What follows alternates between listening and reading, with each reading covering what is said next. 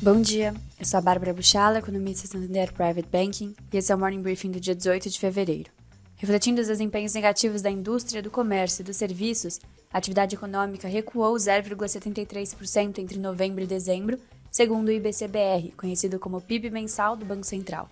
Com isso, o indicador apontou que houve estabilidade no quarto trimestre e crescimento de 3,8% da economia brasileira no ano passado. Vale lembrar que o IBC-BR e o PIB possuem metodologias diferentes e, consequentemente, podem apresentar resultados distintos. Para o PIB, esperamos alta de 0,4% no último trimestre do ano, encerrando 2024 com elevação de 3,5%.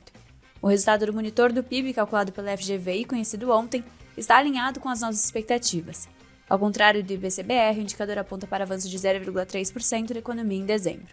Os sinais de desaceleração bastante gradual da atividade têm crescido nas últimas semanas. Se, por um lado, o menor estímulo fiscal e o aperto monetário devem intensificar a perda de força ao longo deste ano, por outro, a safra recorde de grãos e o mercado de trabalho ainda aquecido devem limitar tal movimento nesse primeiro trimestre.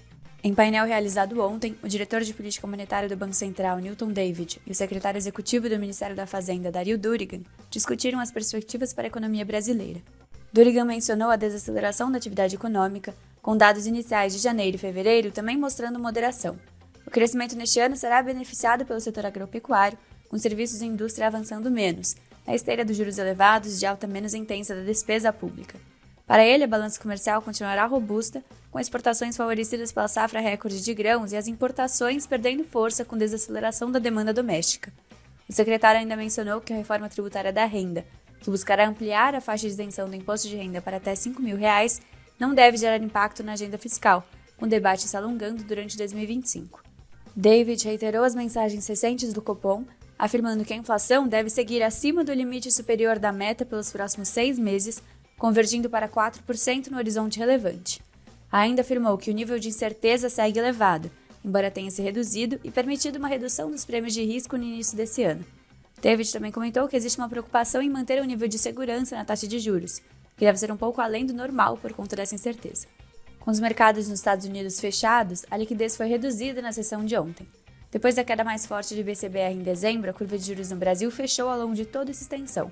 Já o câmbio sofreu pequena depreciação depois da valorização do real na última semana, enquanto o Ibovespa avançou mais uma vez. Na agenda de hoje, o Federal Reserve de Nova York divulgará o índice de atividade industrial Empire State nos Estados Unidos, referente a fevereiro. O mercado também acompanha falas de dirigentes do Banco Central norte-americano e a reunião entre Estados Unidos e Rússia para tratar sobre o conflito na Ucrânia.